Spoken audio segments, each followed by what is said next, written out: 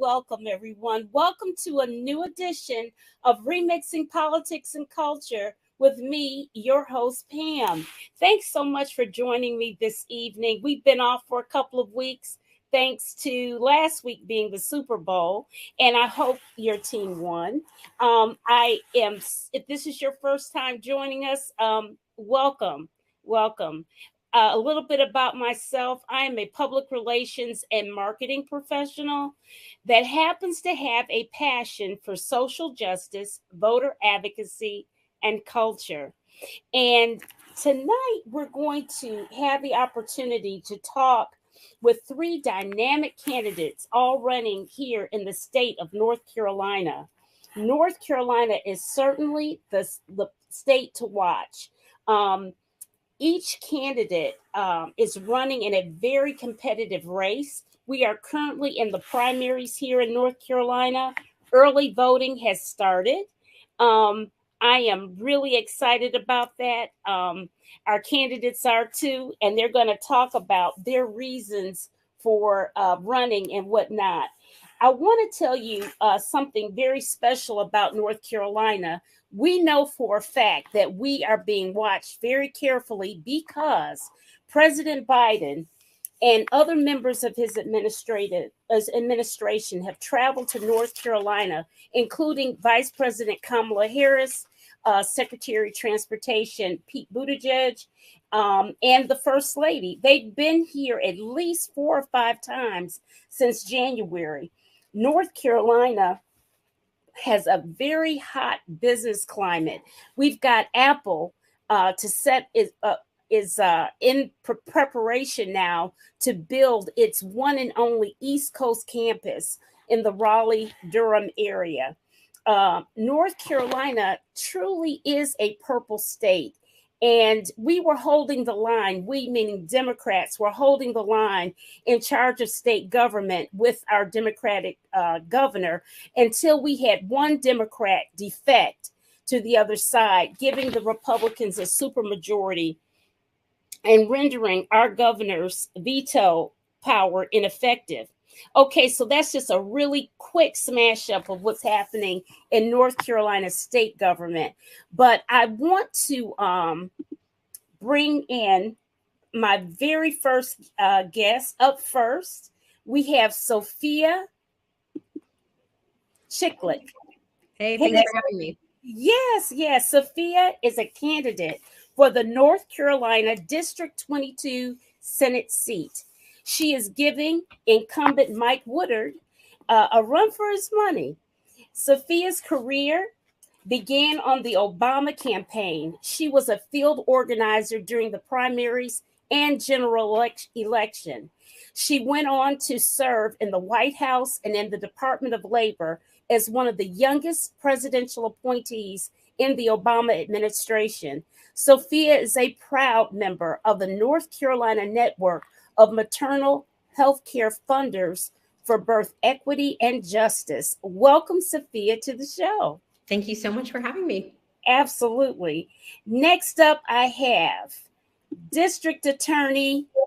Okay, Satana, we don't have your camera. Okay, there she is. Next, we have current District Attorney for the city of Durham, Satana DeBerry. She's on the road. Literally. She is running for North Carolina Attorney General. She is known here in Durham as a progressive DA. She's looking at each individual case that comes before her as unique. She is a Princeton and Duke University graduate. She has served as a defense attorney and general counsel to the North Carolina Department of Health and Human Services, and the executive director of, I have this memorized, the executive director of the North Carolina Housing Coalition.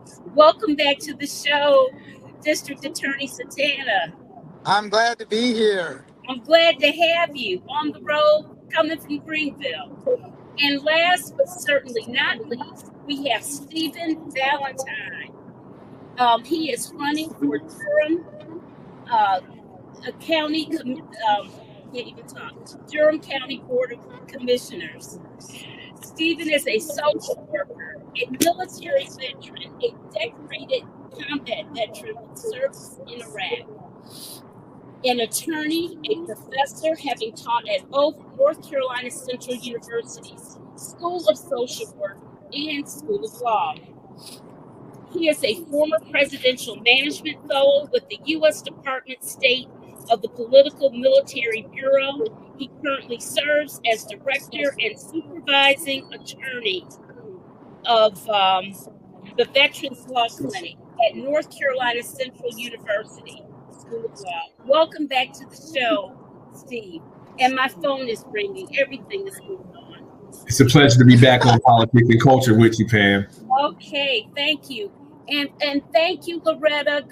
Hello, good evening. Good evening. Okay, so let's get started with this conversation.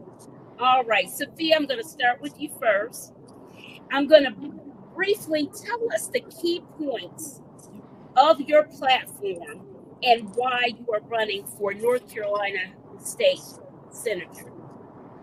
First, I'll start with the why, if that's okay. You know, I'm really running to make North Carolina the best state in the country for working families. I have a 2-year-old and I'm concerned about his future, right? I want him to have the same things that all parents want our kids to have. I want him to have a great experience in pre-K, an excellent public education, opportunity, democratic rights, bodily autonomy. And I think that those things are under attack in our state. And I believe we need new energy and new ideas to fight the Republican supermajority in Raleigh. And I believe that here in Durham, we're this bastion of real democratic values. We're a deep, deep blue area, and we need a reliable Democrat in that seat. And we don't have that in this moment. And so I'm really running on a platform of care that centers working families and our needs. So caring for our children, caring for our communities, and caring for our caregivers. Post-COVID and well before that, our caregivers are not okay. And we're all caregivers. Grandparents, taking care of neighbors, we're taking care of kids, we're taking care of parents. A lot of the folks in the care industry are taking care of all of us. But we're not taking care of them. So taking care of our caregivers is all about defending our reproductive rights. It's about stabilizing the childcare industry. It's about making sure that we have a real living wage. It's about centering the needs of working parents in particular. Caring for our children is about high quality public education, healthy kids, making sure that we have workforce development. It's something I'm deeply passionate about. I worked at the Department of Labor. I want to make sure that all of our kids, college track or otherwise, are able to graduate with high paying quality jobs and that there's equal access to those opportunities. And caring for our communities is about affordable housing. It's about transforming our criminal legal system. It's about protecting our environment. It's about making sure that work actually works for us and that it's possible to be a parent and to do something else well. Right now, it is too hard to do both. And so many people in our community are struggling. And I believe we need strong advocacy. We need coalition building. And that's what I've spent my career doing. And that's why I want to run for the seat. Okay. So like I said, Sophia is running against an incumbent, a fellow Democrat, and she is really on the case. And I met her initially at a Shabbat service at Judea Reform, and then I met her again at St. Joseph's last Sunday, and invited her to the show. And I'm so glad you were able to come on, Sophia. Okay, so DA Satana, same question. What are some of the key points about your campaign? What are your key messages? What are you running on? Thanks, Pam. And I hope there's not too much background noise. As she said, I'm on the road out here with everybody in North Carolina. And that's really why I'm running, because we need an attorney general who cares about the people of North Carolina. And for me, my top issues, like every Democrat in this race, is going to tell you their top issues are reproductive rights and voting rights. But the truth is, I'm the only one who's actually shown that she cares about those things. I'm the only district attorney in North Carolina who has promised never to prosecute a pregnant person nor their health care provider for making a choice that is their choice to make. I have been on a regional task force for working on political violence. So when you go to vote in this early voting period, and on March 5th and on November 5th, and nothing happens, that means we have done our job. That means we have worked through the issues around voter security and voter suppression that have been threatened in North Carolina. Yes. I have 30 years of public experience. I have literally already done everything that the Attorney General does. I've been an environmental lawyer. I have protected consumers against scammers and debt collectors and sham student loan organizations. I have represented ratepayers at the Public Utilities Commission. And now I've been the two-term elected district attorney in Durham County, where we have really worked to change the culture of criminal justice, not just to focus on the most serious and violent crime, which we have done, but also to do really innovative things like of 12,000 of our neighbors by working with our nonprofit partners to forgive $2.7 million in court fines and fees. I am the district attorney that Josh Stein and Roy Cooper's #1 criminal justice issue was the testing of sexual assault kits. I'm the DA that tested mine first, and I have prosecuted twice as many of those cold cases as anyone else has. Oh, okay. I didn't know that. Okay. Yeah, right. And so I have shown the political courage necessary. And finally, really, I'm just a little black girl from Hamlet, North Carolina, who's able to use her public education to succeed. And I don't know that that's possible in North Carolina, because the way that we have really restricted the rights of North Carolinians. And so I think the people of North Carolina deserve a qualified lawyer who's willing to go out there and litigate some of these rights and make sure we don't lose them. Yeah, absolutely. Absolutely. All right. And so, Stephen, running for the Durham County commissioner's race in Durham, it is very crowded. We've got 10 candidates for 5 slots. I'm down for all of the incumbents. There was one that retired. Yes. And I hope that you get my goal is that you get the retirees spot. What are some of the key points for your platform? Well, thank you for the question, Pam. Before I address the question, I just want to make a public service announcement. And so you have 2 great guests on here this evening. Sophia Chitlick, who's running for state senate, and I'm supporting her 100%. And so to the extent that that's an endorsement, you have it. And so all right. If you're supporting Valentine, I want you to support Sophia Chitlick. And as we move into a more progressive America, we have one of the leading progressives headed to justice. And her name is Santana DeBerry. And to the extent that this is an endorsement and you're supporting Valentine, I want you to support Santana DeBerry as well. All right. All right. So Pam, I've had an ongoing discussion with many of our residents here in Durham County. As you know, I presently serve on the Planning Commission. And so it's through that conversation that a larger conversation has occurred across the county. And people have told me repeatedly that even during periods of growth, and we are in a period of growth and prosperity here in Durham County, there's too many of our residents who are being left behind. And so that was one of the key reasons that I decided to get into this race.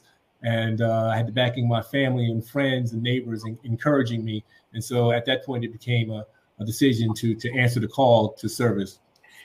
Now, with respect to the things that I intend on accomplishing as one of the next Durham County commissioners, I want to join Sophia Chitlick in that fight for early childhood education. I believe, quite frankly, that the future of childhood education is universal pre-K.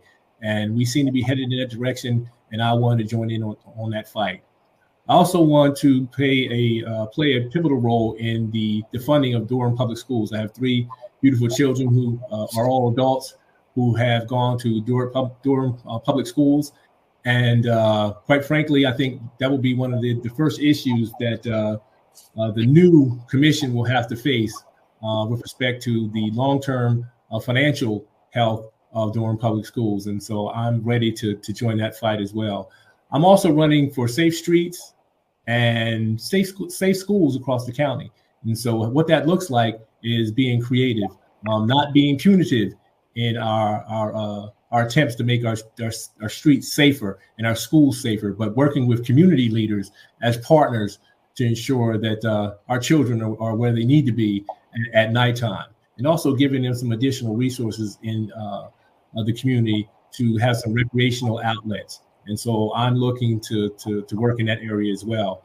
Also, I would like to see that social services get in the hands of the most vulnerable among us.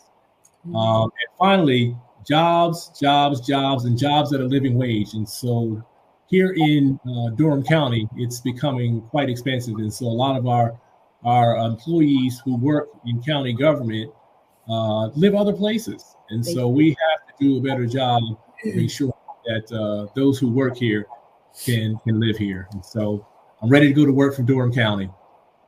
Okay. So there's a recurring theme among all of you, one about education and certainly one about housing and jobs. Now, I'm going to say this. I can't even I get so verklempt about this whole thing with this housing, is that it's so expensive. I never forget, I am directionally challenged, you guys. So I'm like this Daisy. I go the same way every time when I go places, except for this one day I ran into a detour and I said, oh, that's Gear Street. I know Gear Street. I know how to get home from there because I live in Northern Durham. I turned on Gear Street and there were these two houses at that time that were those tall houses, real modern. And I was like, what happened?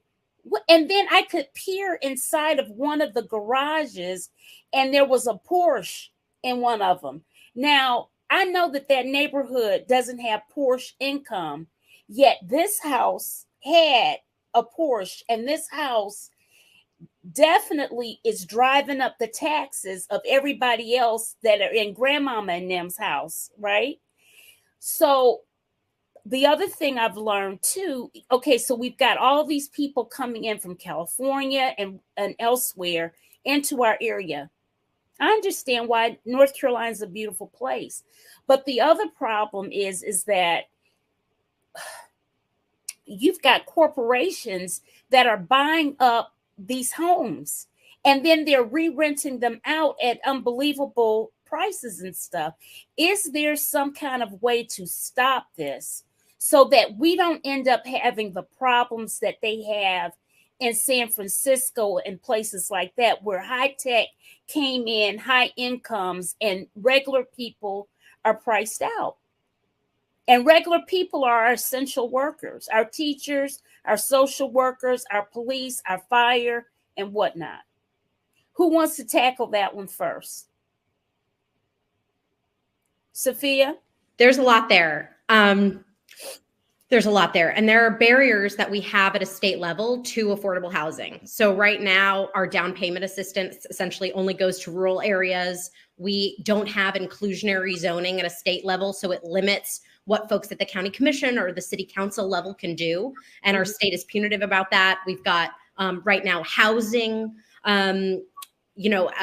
our building code has been held up in terms of its modernity. So we have structural challenges happening at a state level that I would like to tackle. But I also think there are some areas where we can work together. Workforce housing is one of those areas. We need to build housing for our teachers and our first responders so that they can afford to live in the communities that they serve. We know that that's going to produce better outcomes for our citizens. So I'm inspired by the Lowe's Grove project that Stephen can probably tell you a little bit more about, and other examples of that. And we need to use our Affordable Housing Trust Fund to be able to do some of that and to be able to do that better. Not just in Durham, but across the state. So I think that that's one thing. I believe that we need to give our communities more control and not less control. So if elected, it's my job on the state level to eliminate some of those barriers that are holding back the good work that our commission and our city council really wants to do to tackle affordable housing. But it's a deeper and systemic issue. We never even fully repealed HB2, which puts limitations. It's not just the bathroom bill, it puts limitations on cities and municipalities being able to control an actual living wage. So even if we have consensus about the things that matter, on a state level, policy is holding us back from the progress that Durham deserves. So I see it as my job to go in and work collaboratively to end some of those barriers and deliver results for Durham so Durham can do its thing and be great and put forward the progressive policies that we want and that we have. How do you go about that legally, Satana? How would you being going to the chief officer, legal how would we? Is that strictly something in the state legislature, or can the attorney general's office help with some of that type of thing? What needs to be done to stop, to kind of curtail all of these corporations purchasing housing and whatnot until we can get the other situation figured out? Yeah, Attorney Valentine and I probably could do a little legal clinic on all of the issues that you have brought up, and just talking about that, and that Sophia's brought up. You know, one of the big problems with North Carolina is North Carolina's a Dillon Rule state, and that just simply means that local municipalities only have the power which is granted to them by the state. So when we talk about things like inclusionary zoning, about workforce housing, about planning and how we'd like to do our communities, we are always in jeopardy of having our General Assembly say, no thank you, and nixing them, right? And so that is, I think, something that needs to be revisited. You know, as the Attorney General, I'm not a policymaker. Now, if you had me as Attorney General, you would also have a Attorney General who has a very deep knowledge of housing policy and housing law. That's right. And the things that can be done to change that. And, you know, it's not just us that are turning into San Francisco. There's a housing issue in all 100 counties in North Carolina. This is no longer a triangle, triad, Charlotte issue. Oh, is we're having this problem in other counties as well? All 100 counties have this problem. Now, I wasn't aware of that in the rural counties. I'm thinking like in Rockingham and... No, ma'am. Anywhere you go, the rent is outpacing income. And forget about home ownership. And we're not just talking about affordable housing. We're talking about safe and decent housing. Some large number, like in rural communities, 70% of homes were built before 1970. Right, exactly. So that means those places may not even be safe and decent for human habitability anymore. I was built before 1970. I'm barely safe for human habitability, right? So I think there is a role for the Attorney General to play in that. Certainly, I think there's a role as we review kind of where we are statutorily, where we want to get to. I also think, though, this should not be a partisan issue. Absolutely not. I mean, because a decent place to live is a human right, just like healthcare and other things. These are human needs. You got to have shelter. You have to be able to afford food. You need to eat. You know, these are just the basics. So it should be a nonpartisan issue. It absolutely should be. Stephen, you have any thoughts as a county commissioner? Because, you know, I know the school system will tend to lean very heavily on the county commissioners. And then you'll get people like myself that say, look, I can't tolerate any more taxes. So what's going on? You know, it's really a conundrum. to Oh say wow! the So least. you just opened up another hornet's nest talking about taxes, Pam. Yeah. Yeah, because I don't want, I mean, I really, the situation we have with the wage issue in the school system is just abominable. And that comes from the state. I mean, that is just all of the state workers. I mean, really, 1%? Really? 2% wages? And inflation is eating up every little bit that you get. So I don't understand how we do that. And certainly for our kids, I don't mean to be beating a dead horse, but I was doing a little research, and one of the concerns about North Carolina is our less than par public education, lack of mass transit, and natural disasters that we have with hurricanes. Wow. So thank you again for a very complex question, Pam. But before I delve in, let me just say thank you to one of your guests who was so kind in recognizing my service to our country. So thank you, Mr. Reed, for such kind words. Yeah. So let me say something briefly about taxes before I talk about the affordable housing. And so we're not far off from a reevaluation of the properties here in Durham County. And so with the housing market being the way that it is going to be quite a shock to our residents, particularly our older residents. And so we're going to have to be paying attention very soon on what that's going to look like in our community, because it is going to be quite a shock. And I think we need to start telling people that, increases of 25, maybe even 30% are likely based on the property values. And nobody wants to talk about that, Pam, but I'm not afraid. As a matter of fact, someone said you shouldn't go around saying things like that because you won't get reelected. Well, quite frankly, I believe in term limits. And so I think everyone should go to the House at some point. How that looks like, we certainly could talk about that, but I don't think that we should have career politicians that spend 30 years in office. That doesn't sound very democratic to me. And so I think I disturbed you by telling you what's coming. Well, see, here's my other problem. Well, I'm saying that just based on the prices now. But you almost sound like the insurance commissioner who came up with some. You see that report he was talking about for housing? Some kind of big. It was some huge increase, and I know it was double digits. He was 40%. Yeah. I'm not paying 40%. Listen, Pam will be down there protesting somewhere because that's just going too. That is too much money. Hey, Brother Valentine don't want to pay it either. Yeah. So I'll be fighting, but I mean, I'm just paying attention to the tea leaves, if I can use that as a sort of an example. And I see that's something that we're going to have to seriously take a look at as we go towards a reevaluation period here in Durham County.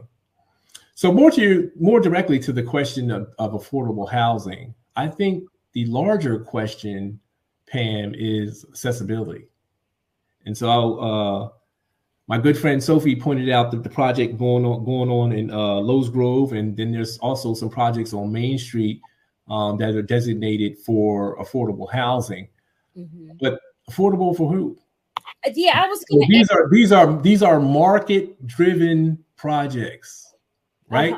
And so what that says to me behind sort of what's being presented, and so and what's being presented is what we have to work with.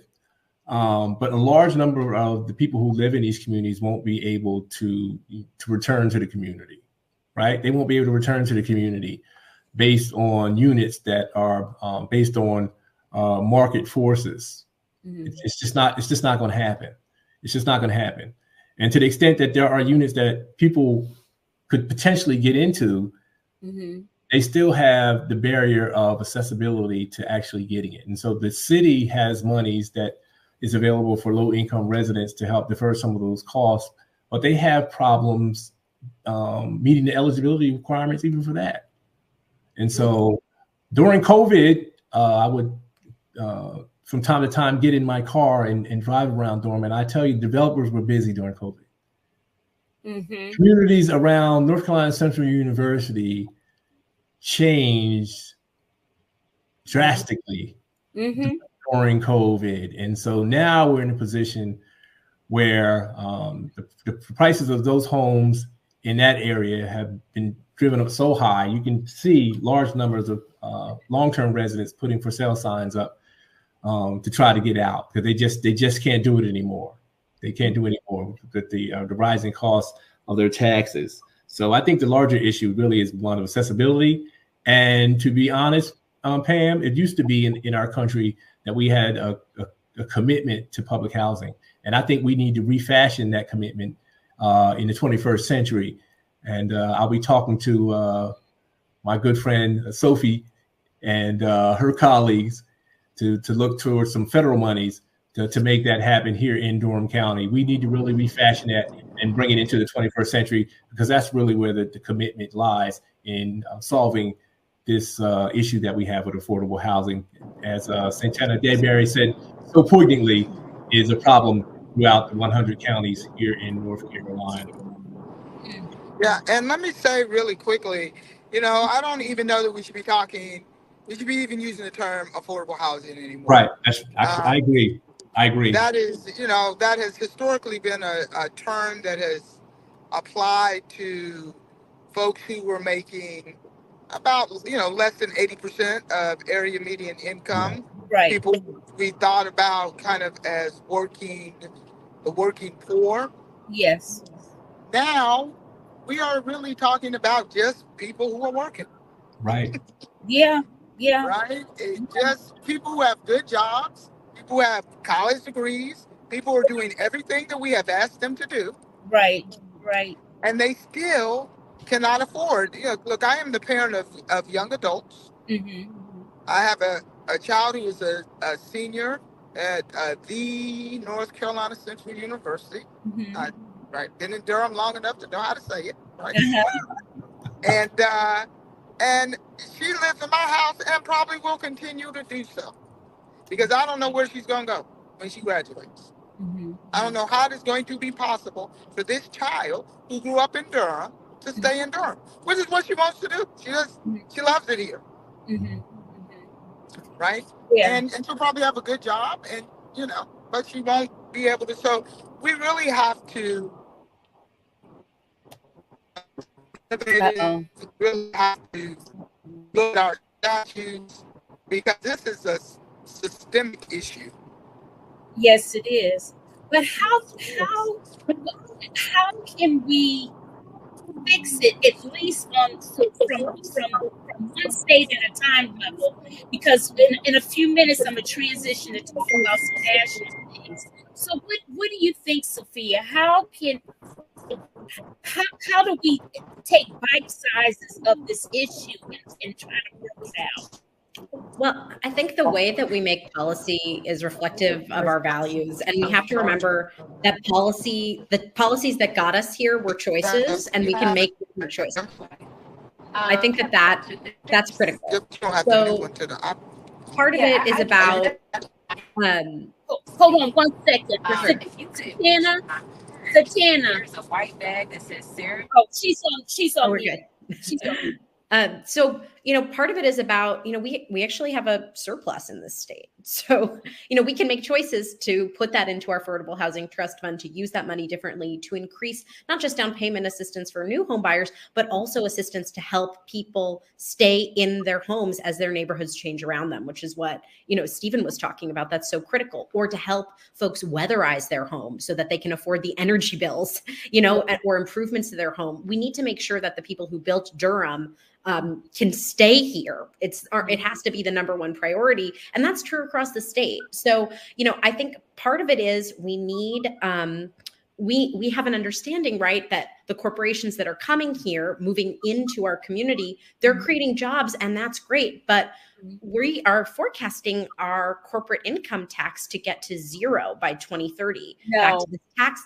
That's a choice. That's a choice that our General Assembly has made. And so, not only are home prices being driven up in that context, but then we're not able to reinvest that money into housing, into our public schools. And we know we have a crisis when teachers in our community cannot afford to buy homes here with a good job and savings and a down payment and good credit. So, I think part of it is we need to invest in community-driven CDFIs, community development finance, organizations, and not just the self-helps, but new ones that are really coming from within the community.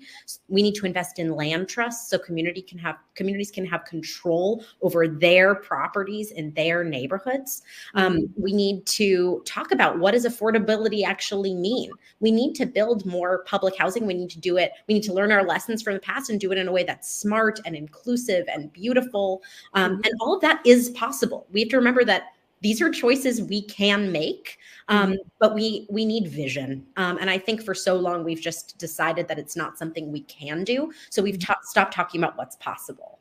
And I think that Sophia, what you're talking about, we get comfortable and we stay in this rut with career politicians. And you don't get to do anything new. They don't necessarily think out of the box. It's just the same old, until you find out that certain votes went a certain way, because you kind of get comfortable with somebody and they just stay in place. And I have to admit that you kind of woke me up when I thank you next to you in church the other Sunday.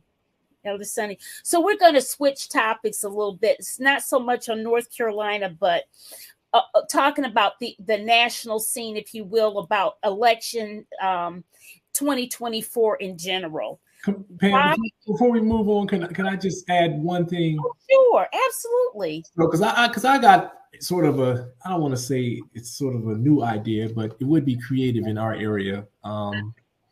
So in terms of adding to the revenue to lessen the burden of working men and women in our community, I think I'm going to be asking Duke University to consider some of the options around helping us in this regard. And so I know that Duke University is a tax-exempt organization, but they have a lot of other networks that hide under the cloaks of the university.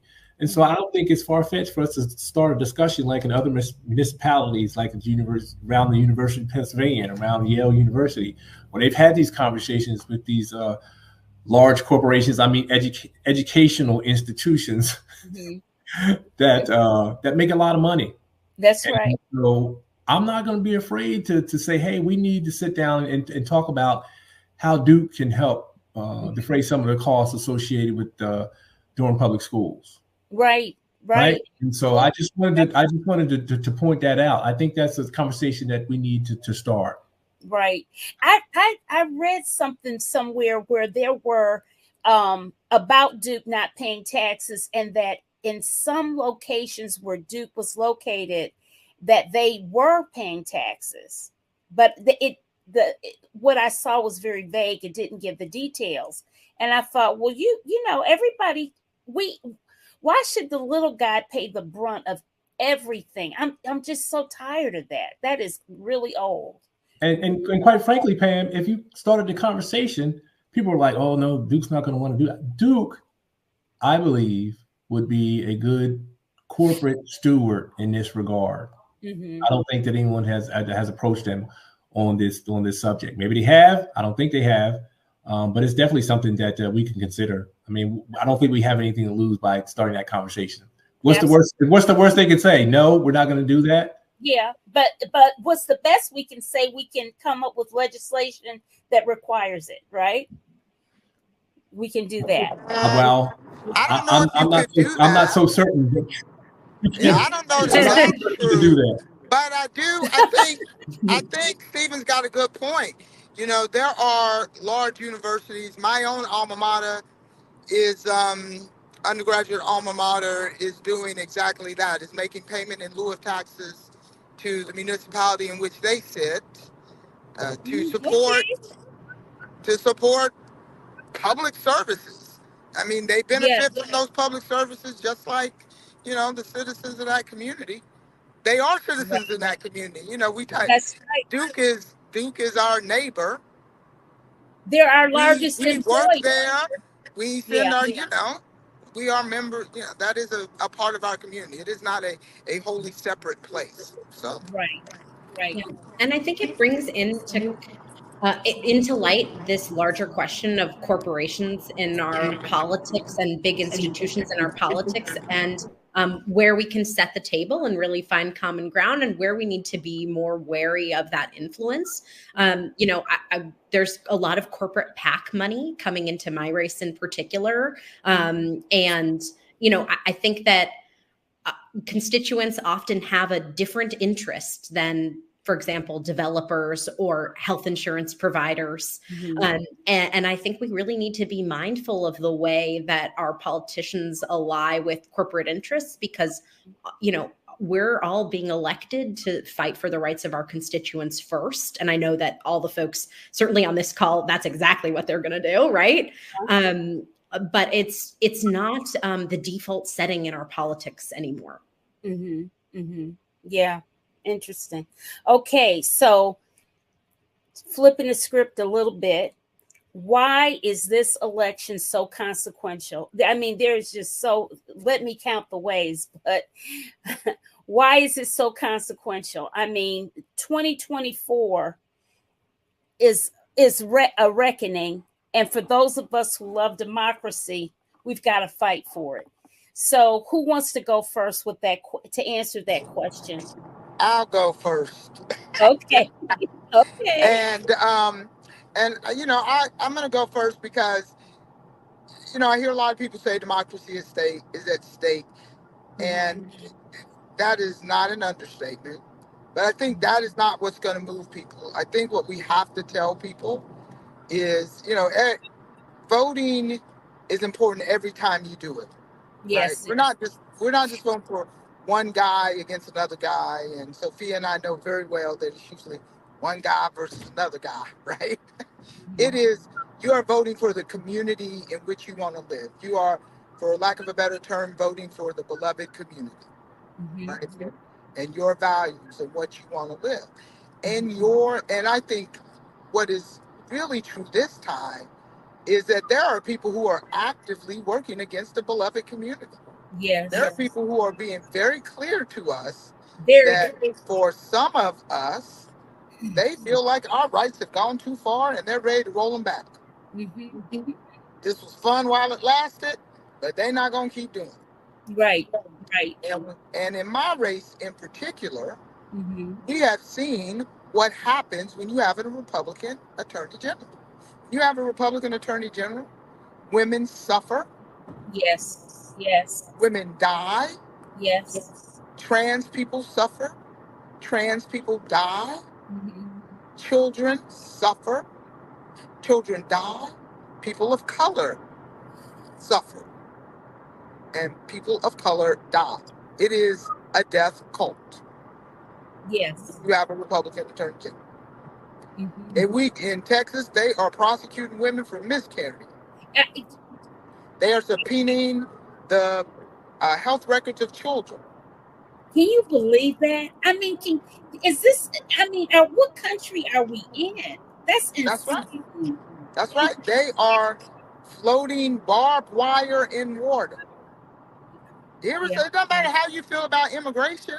Right. You shouldn't want people dead. Right. And so that's what is at stake. And really what's at stake for North Carolinians is we've got to bring out voters we've got to have people that people want to vote for, not just somebody to vote against. Right. And, people want to, Sophia's speaking my language when she's talking about the money in politics and how people think just because you got money, that's going to mean you win. But there are a lot of people who just won't show up because the people with the money don't talk about their stuff. They don't really talk about stuff that means something to them. Right. And at least what we're trying to do in this campaign is get people motivated to come out to vote because they have someone to vote for, not just somebody to vote against. They Right. have a beloved, they have somebody who is talking about a community in which their rights matter, somebody who shows up in their community, and that's what they want to come out for. So I'm going to jump off my soapbox and let everybody else get on theirs. I like that soapbox. Stephen, you want to go? So I think it would probably be more appropriate that my state colleague there running for Senate, since we heard from our federal candidate, I think probably be appropriate to hear from her next. Okay. Oh, okay. In other words, you're trying to think of your answer. Oh, no, I'm ready to go. I know he's going to have a lot of good ideas. I'm ready to go. You know, I think about this question very much in the context of choice. You know, reproductive justice is on the ballot, and we really need to listen. Our safety, our actual safety in our lived bodies is on the ballot. And I think when we look at so many of these races, we look at the Republican ticket for attorney general or governor, we're really talking about people that we are saying some scary things, and we need to believe that they are telling us their plans ahead of time, and we need to act like we believe them. And we should, you know, we're talking about contraception bans, full out abortion bans, no exceptions. I mean, that's what they're telling us that they want to do. They're telling us, like, you know, District Attorney DeBerry said, that they're going to lock up women for having a miscarriage. That's absolutely what will happen here. We could be Texas if we elect some of these folks. We're talking about people who have vocalized bigotry, anti-Semitism, Islamophobia. Yes. These are not people who make North Carolinians more safe. However, also what you said is totally right. It's not just enough to vote against abhorrent views. We need to have things to vote for, which is why having a true vision and a true progressive agenda is so critical, and to really center the ideas that have vision. I just don't believe in the politics of the less bad.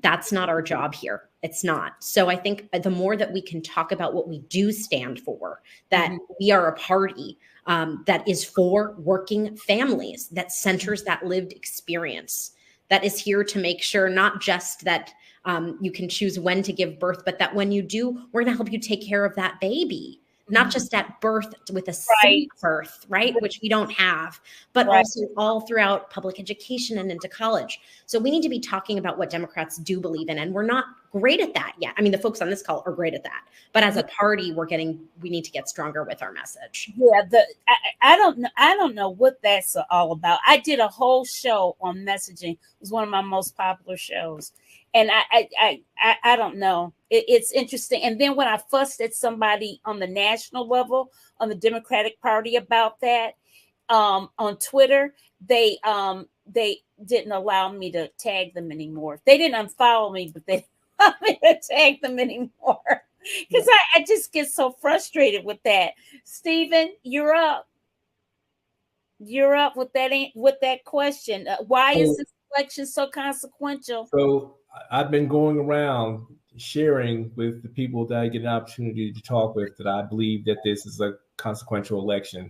I believe Ms. Chitlick could probably attest to that. She heard me say it today.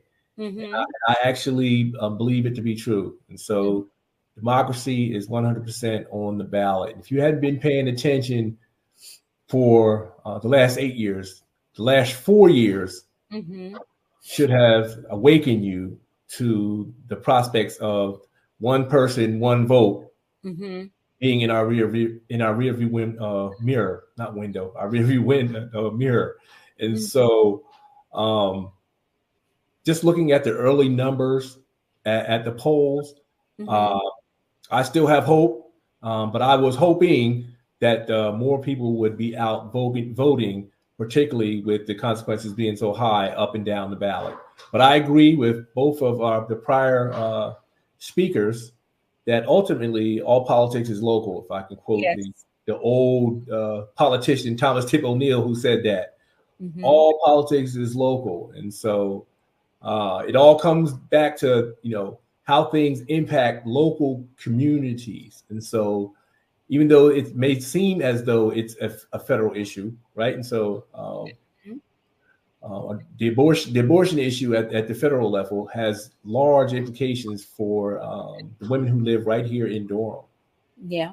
So when you look on the TV on NBC, MSNBC or CNN or Fox or whatever your viewing pleasures are, the realities is that those have real world consequences for women right here in Durham County. And so who we choose to make decisions on our behalf makes a difference. And so we've got to find a way to garner some sort of excitement around this race. I can't understand why there seems to be sort of lackluster excitement around the current races up and down the ballot.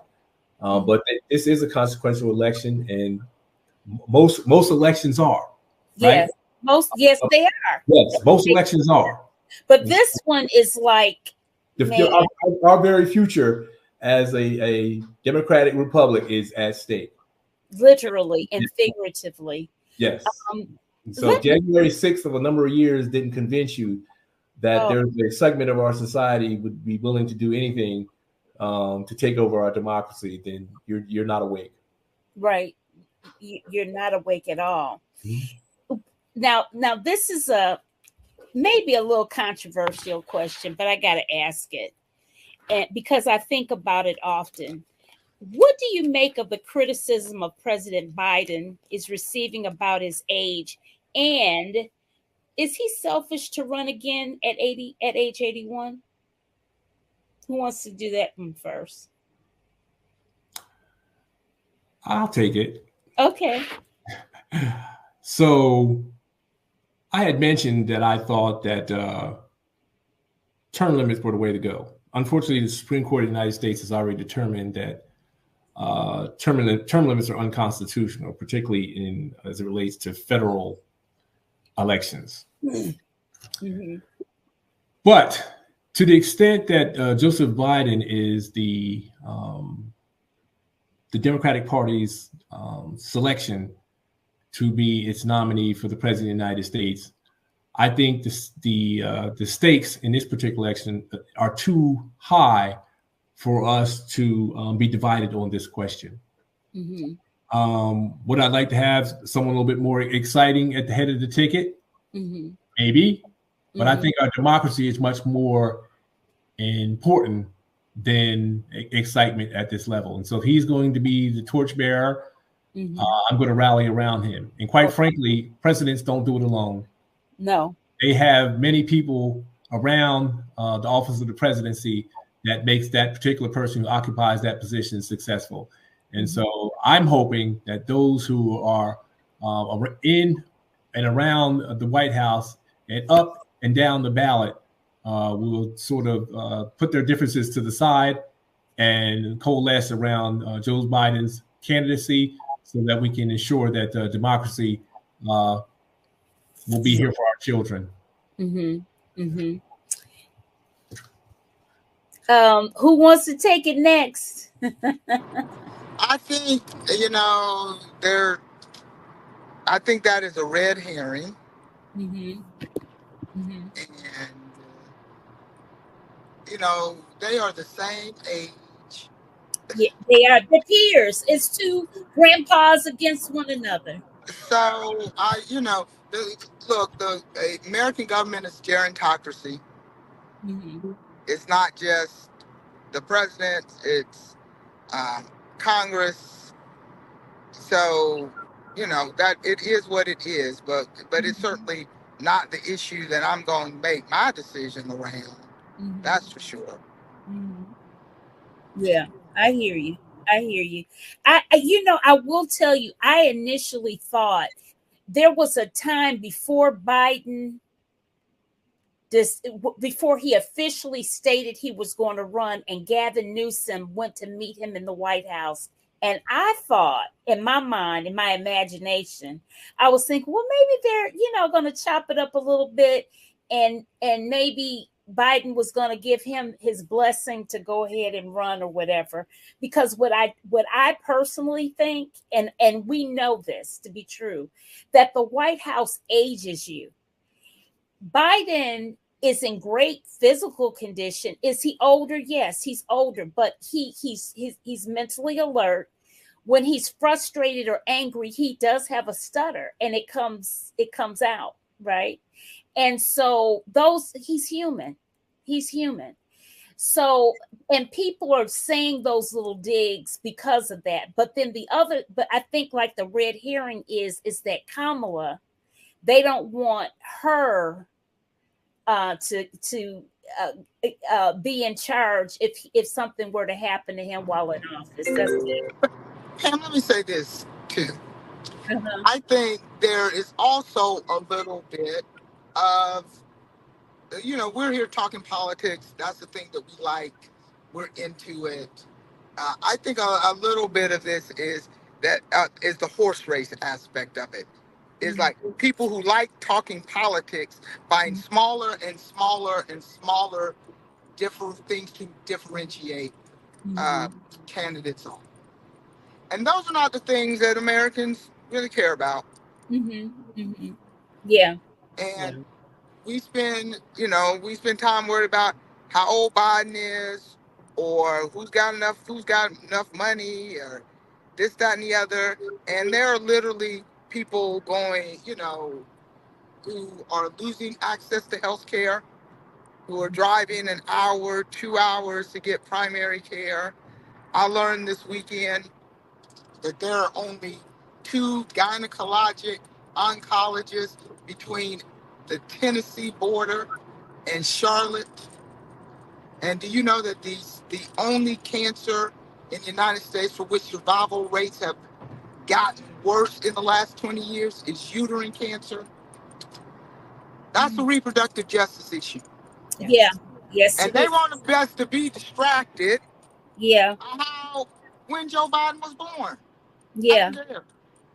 What I care is about all the women who can't get to gynecologists because they're leaving, because they're total abortion and contraception. Right. And they're having to go to their primary care, and they're not picking up the cancer. That's what we should be caring about. That's thousands of people. Right. That's right. Absolutely. And even with Medicaid expansion in North Carolina, yay, I'm so happy about it. One of the problems, the flip side of it, is that already the wait to see a specialist is next to impossible. My girlfriend's husband has cancer, and she said, and he's also a veteran, and she said that it just takes so long to see somebody, and they don't have time to wait to see somebody. And so, even though we've got Medicaid expansion, the flip side of that is that everybody's excited that they've got it, but once they get it, can they get to the doctor to see somebody? If they get to the doctor, is the doctor going to take it? I mean, look, Stephen is a veteran. Stephen, you've heard the horror stories of people driving 3 hours to Durham to go to the VA and dying in the parking lot. Oh my God! Don't even make it in the building. Oh my God! And this is not anecdotal. Oh. This is what is really happening to us in North Carolina. Yeah.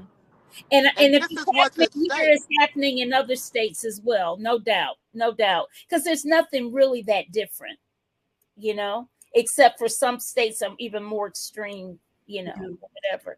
So I was just going to say, I want to highlight that some of these things are policy choices. Again, we have a massive shortage of OBGYNs and of midwives and of birth workers of all kinds in our state, in urban areas and rural areas everywhere. And that's a policy choice. Every single surrounding state and 36 states in our country have certified professional midwives who can practice legally. They can't practice legally here. That's based in a history of sexism and racism.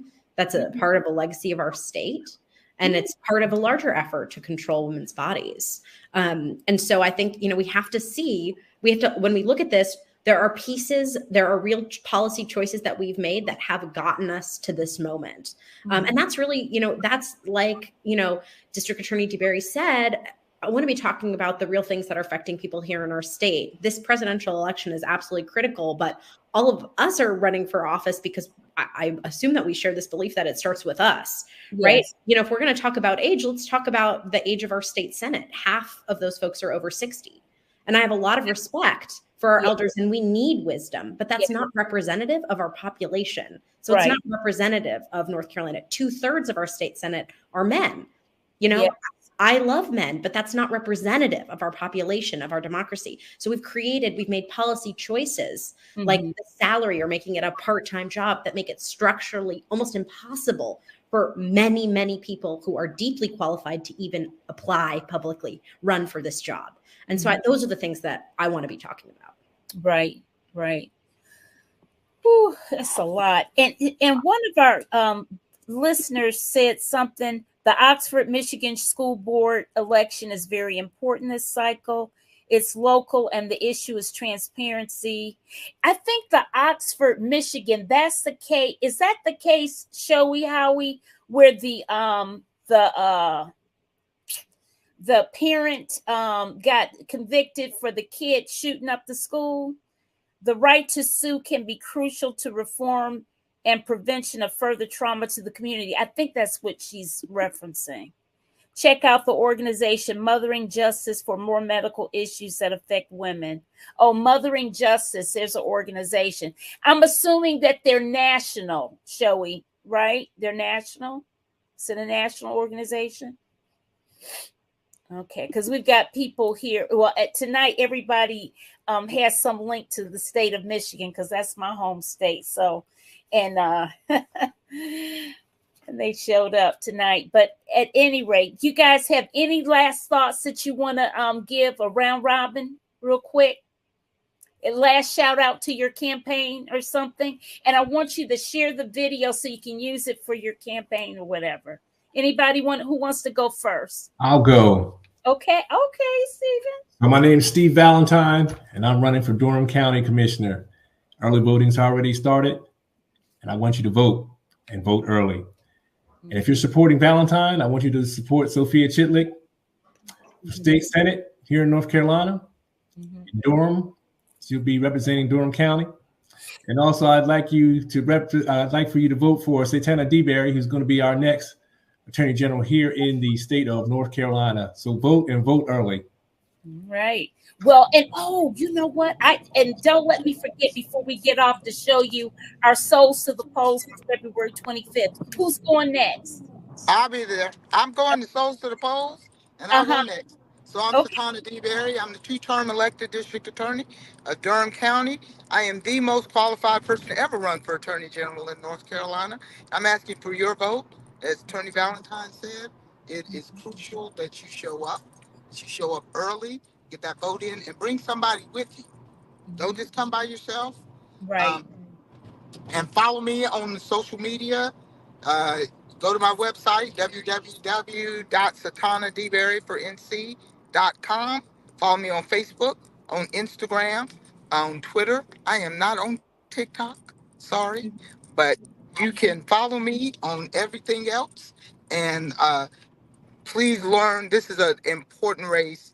You will never find a candidate better equipped to take on Dan Bishop in the fall than me. All right, Sophia. I'm Sophia Chitlick. I'm running for state senate here in District 22 in Durham. I'm asking for your vote. I have about 30 pages of policy on my website at sophiafornc.com.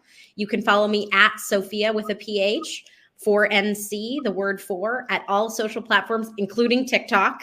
Although I'm still learning how to use it perfectly, have to be honest. And yeah, there's so much at stake in this election. We need new energy. Durham deserves a true progressive and a strong Democrat. I want to be that for y'all. All right. And so I've got one thing to show you guys. One thing that, that's the wrong thing. Let me see. Present. To share with you all, I want to share with you Hold on. This. Can you see it? Do you guys see a flyer? We see it. I'll be there. Okay, great.